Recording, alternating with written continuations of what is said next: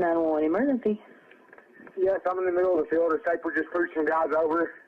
Right here going towards Javelin on both sides. My truck ran out of gas. There's one car here. The guy's chasing to the woods. Please hurry. Okay, now run that by me. I'm not talking to him. I actually ran into him.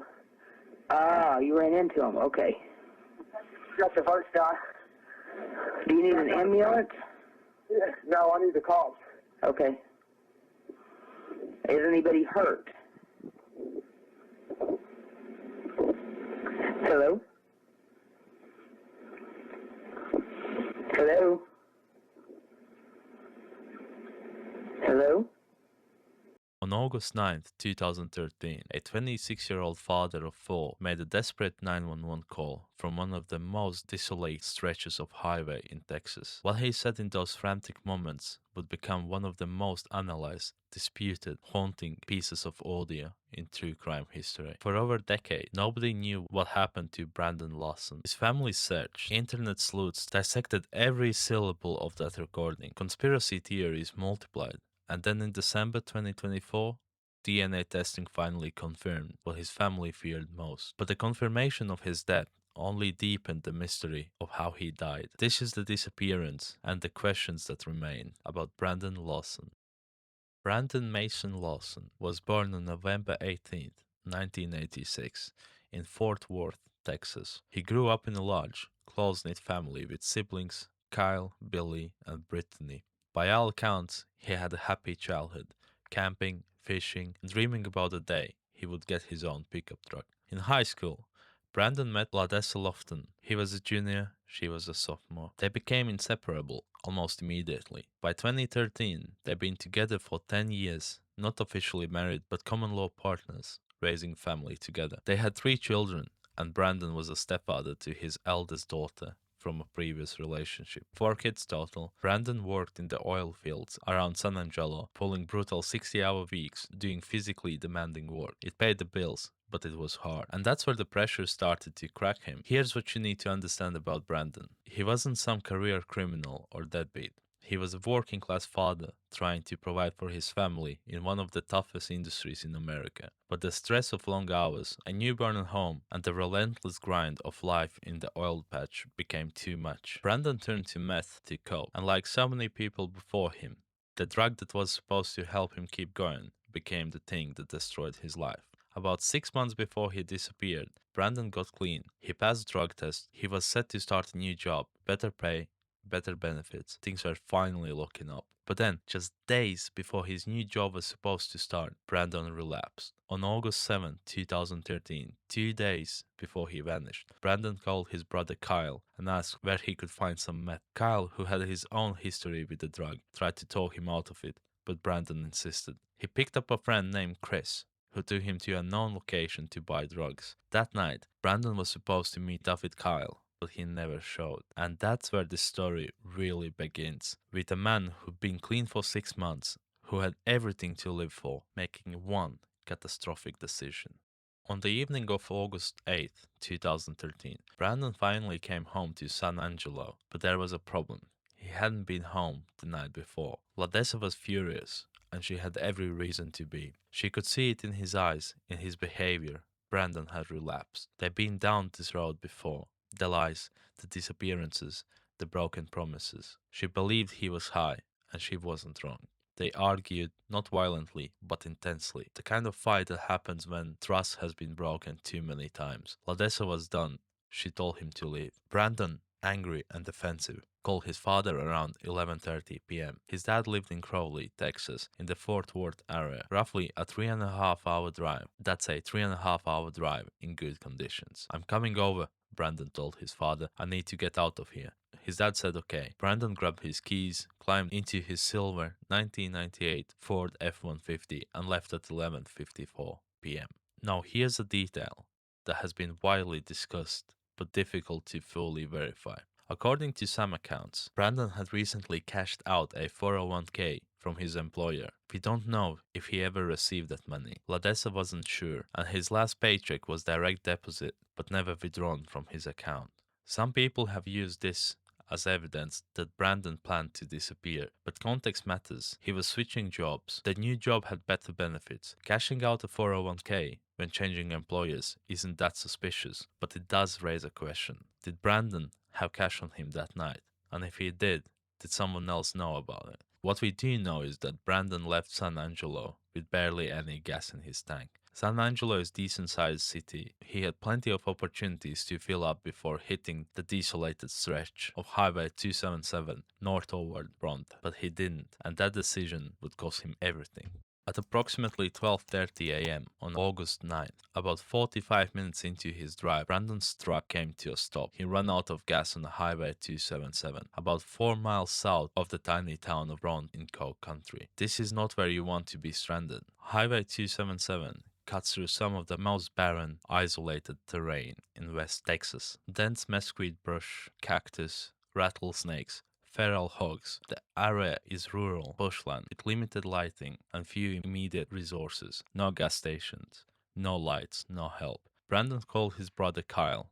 I ran out of gas, he said. I need you to bring me a gas can. But then Brandon said something that would become one of the most controversial elements of this entire case. According to Kyle's later accounts, Brandon claimed that people were chasing him. Kyle has described Brandon saying something about 3 guys mentioning Mexicans in the neighborhood. Now let's talk about this. Kyle would later say that he took this seriously at first, but given Brandon's drug use and the fact that there's no neighborhood on this stretch of highway, just empty roads and fields, Kyle began to suspect his brother was experiencing drug-induced paranoia. Kyle grabbed his girlfriend and their 4-year-old son, drove to Brandon and Ladessa's house to pick up a gas can and headed out to Highway 277. But there's the thing, Kyle and Brandon kept calling each other during this time, and Brandon wouldn't hold a conversation. He would say a few words, then hang up over and over and over again. This is classic paranoia behavior, but it's also what someone genuinely afraid would do if they were hiding and trying to stay quiet. At 12:50 a.m., 20 minutes after calling Kyle, Brandon called 911. The 911 call is notoriously hard to decipher. Poor cell phone reception, distortion, background noises, and Brandon's frantic delivery makes it almost impossible to understand every word. But here's what's generally agreed upon. Brandon says he ran out of gas. He says he's in a field. He says he needs a police. He mentions someone chasing him or pushing guys over or running into people. The interpretations vary widely. Some people hear, we're just pushing guys over. Others hear, I accidentally run into them. Still others claim to hear what sounds like 2 sharp sounds that could be gunshots in the background, though this is heavily disputed. Some believe these sounds prompted the 911 operator to ask if anyone is hurt, while others, including Kyle, says these are simply sounds of car driving over the nearby bridge. The call ends abruptly. The operator says, hello, hello, and then silence. Now here's what makes this even stranger. At 12:56 a.m., just 4 minutes after Brandon's 911 call, a truck driver independently called 911 to report that a silver F-150 was parked dangerously on Highway 277 and partially blocking traffic. The driver didn't see Brandon. The truck was just sitting there, abandoned. At approximately 1 a.m., Deputy Brandon Neal from the Coke Country Sheriff's Office arrived at the scene. Kyle and his girlfriend pulled up at almost exactly the same time. Brandon's truck was there, hood up, keys in the ignition, tank empty. No signs of struggle, no blood. The truck was unlocked, but Brandon was gone. And here's where the story gets truly bizarre. Kyle was on the phone with Brandon at that very moment. Brandon could see Kyle. He could see the deputy. He told Kyle, I can see you. I'm right here. But neither Kyle nor Deputy Neal could see Brandon. Then Brandon said something that Kyle would never forget. One time, run. According to Kyle, one time is a slang for law enforcement. Brandon was telling Kyle to run from the cop. Kyle refused. I'm not running, he said. Where's your pride, motherfucker? Brandon hung up on him. Think about how insane this moment is. Brandon calls 911 himself. He asked for police. Then when police arrived, he told his brother to run from them and went into hiding. Why? Kyle believed he knew why. Brandon had an outstanding warrant for possession with intent to deliver, a felony charge, reportedly from Johnson County, Texas. Kyle thought Brandon was hiding because he didn't want to get arrested. But if that's true, why call 911 in the first place? Deputy Neal reportedly searched the area for 30 to 45 minutes. He found no sign of Brandon. According to some accounts, he noted in his report that under a tree, close to the roadway, within eyesight of where Brandon's truck had stopped, there appeared to be an indentation, like someone had been sitting there, watching. Kyle waited another 30 to 45 minutes, hoping Brandon would come back. Finally, around 1:45 a.m., Kyle left the gas can in the truck bed and drove a short distance up the road to wait. At some point, between 1:30 a.m. and 4 a.m., Kyle searched up and down the highway. He had to leave briefly to get food for his son. He returned, no Brandon. At 4 a.m., Ladessa woke up and saw multiple missed calls from Kyle, Brandon, and Brandon's mom. She tried calling Brandon back. His phone rang, but he never answered. At around 5 a.m., Kyle returned to the truck one more time. Brandon still wasn't there. The gas can was untouched. Kyle went home and tried to sleep, thinking maybe Brandon had gotten a ride somewhere and would turn up in the morning, but he never did. Brandon Lawson was officially reported missing on August 13, 2013, 4 days after he vanished. The search that followed was massive. Texas Rangers joined the investigation. The Cow Country Sheriff's Office coordinated multiple agencies. Search teams used 2 DPS helicopters with thermal imaging cameras, ATVs to cover rough terrain, Texas Search and Rescue, 6 cadaver dogs from multiple agencies, horseback teams for ground coverage, volunteers and family members searching on foot, and they found nothing. Not a shoe, not a piece of clothing, not a single confirmed trace of Brandon Lawson. The terrain didn't help. The area is brutal. Dense mesquite brush that tears your skin, cactus everywhere, rattlesnakes lurking in the shade, feral hogs that can be aggressive if startled. Temperatures in August regularly exceeded 100 degrees. At night, it can drop into the 60s. If Brandon was high on meth and ran into landscape in a panic, the odds of survival dropped dramatically. Dehydration, exhaustion, injury, any of these could kill someone within hours. But here's the problem. If Brandon had died from exposure close to the road, the dog should have found him. Reportedly, K9 units tracked Brandon's scent from the truck eastbound along the highway for a short distance, and then the scent just stopped, like he vanished into thin air, or like he got into another vehicle. On August 12th, just 3 days after Brandon disappeared, Deputy Neal and Sheriff Wayne McCutcheon made the determination Brandon was no longer in Coke County. They based this on several factors: the outstanding warrant, the recent relapse, the fight with Ladessa, the cashed out 401k, the fact that Brandon told Kyle to run from the cop. Their conclusion? Brandon had intentionally disappeared. He made a great escape and started a new life. The family was furious. They insisted Brandon would never leave his children. Never. For over a decade, Brandon Lawson's disappearance has been a lightning rod for theories, speculation, and intense debate. Let's break down the major theories, and then I'll tell you what I actually think happened. Theory number 1 is the intentional disappearance. Brandon cashed out his 401k before disappearing. He had an outstanding felony warrant. He had relapsed on meth, and his relationship with Ladessa was falling apart. Maybe he saw the 911 call and truck breakdown as an opportunity to stage a disappearance and start over somewhere else. Deputy Neal and Sheriff McCutcheon clearly believed this theory. They pointed to another case in the area, John Shadden, a 36-year-old father of 4 who vanished in 2007 from Cow Country and was never seen again. Law enforcement believe Shadden left intentionally too. The problems with this theory: Brandon never withdrew his last paycheck, which was direct deposited on the night he disappeared. No activity on his bank account after the August 9th. His cell phone was never used again. No passport activity.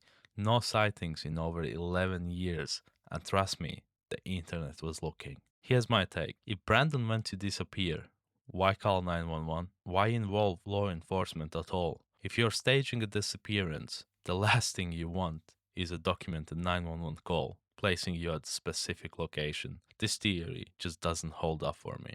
Theory number 2 is a meth-induced paranoia and death by exposure. Brandon relapsed on meth. He was high when he left San Angelo. The 3 Mexicans chasing him were hallucinations, a common symptom of methamphetamine-induced psychosis. Brandon panicked, ran into fields, became disoriented in the darkness, and died from exposure, dehydration, or injury. His body was simply in a location that wasn't thoroughly searched until 2022. Supporting evidence. Kyle himself suspected Brandon was hallucinating. Brandon's erratic phone behavior, hanging up constantly.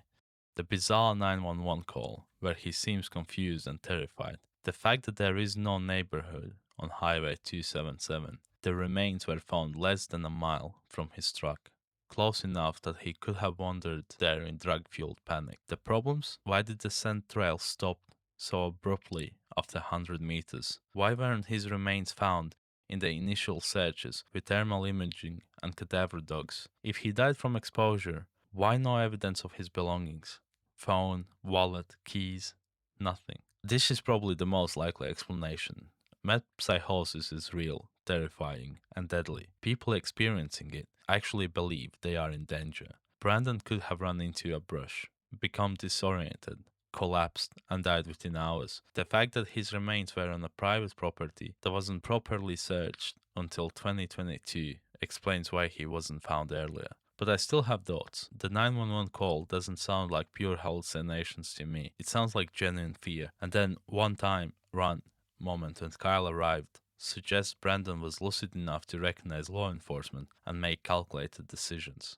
Theory 3 is foul play. Something happened on the highway. What if Brandon did encounter someone? What if the guys he mentioned in the 911 call were real? Here's a scenario that's been discussed extensively online. Brandon runs out of gas. He's walking along the dark highway, possibly under the influence. A vehicle stops. Maybe they offer help. Maybe they have bad intentions. Maybe they see an opportunity. If Brandon had cash from his 401k withdrawal, that makes him a target. Rural highways in Texas have seen drug trafficking, violent crimes, and opportunistic predators. The 911 call contains what some listeners believe are gunshots. Two distinct sharp sounds. The operator's reaction changes immediately after these sounds, asking if anyone is hurt. Kyle has said that the sounds people think are gunshots are actually cars driving over the bridge, crossing the Colorado River, but others aren't convinced. The Texas Department of Public Safety lists the Texas Ranger investigation as an unsolved homicide.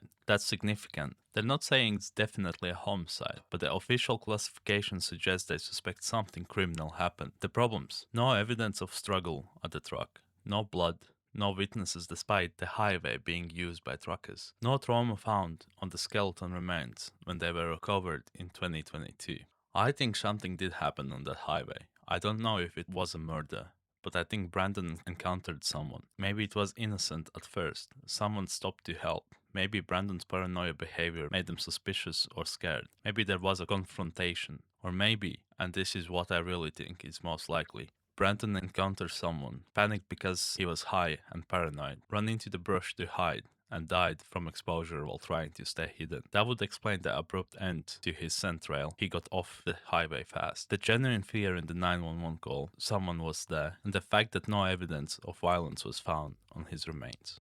For nearly 9 years, Brandon Lawson's family refused to give up. They organized searches. They kept the Facebook page Help Find Brandon Lawson active with over 29,000 followers. They hired private investigators. They never stopped looking. In February 2022, a search team led by family advocate Jason Watts searched an area near Highway 277 that had been private property and largely off limits to previous searches. They found clothing, shorts, and shoes that match what Brandon was wearing that night he disappeared. They immediately contacted law enforcement. The Texas Rangers conducted a thorough search of the area, and they found human remains less than a mile from where Brandon's truck had been found 9 years earlier.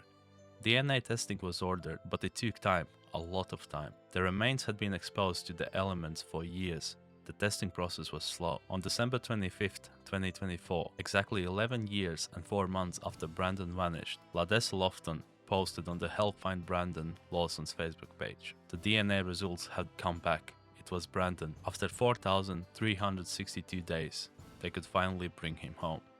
But here's the devastating part. No cause of death could be determined. The remains were too degraded. There was no evidence of trauma, but that doesn't mean trauma didn't occur. Soft tissue injuries, strangulation, all of these leave no trace on Bones. The case remains classified by the Texas Department of Public Safety as an unsolved homicide, but without a cause of death, without evidence of foul play, without witnesses or suspects, the truth of what happened to Brandon Lawson might never be fully known. In July 2025, Brandon's remains were finally released to his family. Public memorial service was held on August 30th, 2025, in Burleson, Texas.